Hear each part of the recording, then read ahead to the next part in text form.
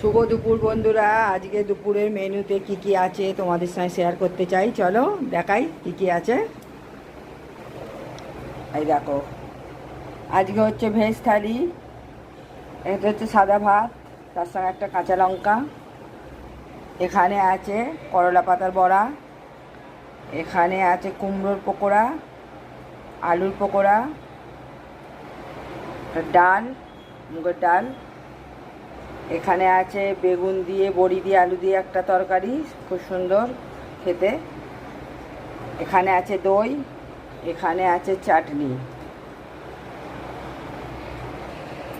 এখানে আছে জল। আজকে দুপুরের মেনুটা কেমন হয়েছে বলবেন কমেন্ট করে, ভালো লাগলে শেয়ার করবেন, আর আমার পেজটাকে ফলো করে আমার পাশে থাকবেন। ভালো থাকুন, সুস্থ থাকুন। চলুন, বাই।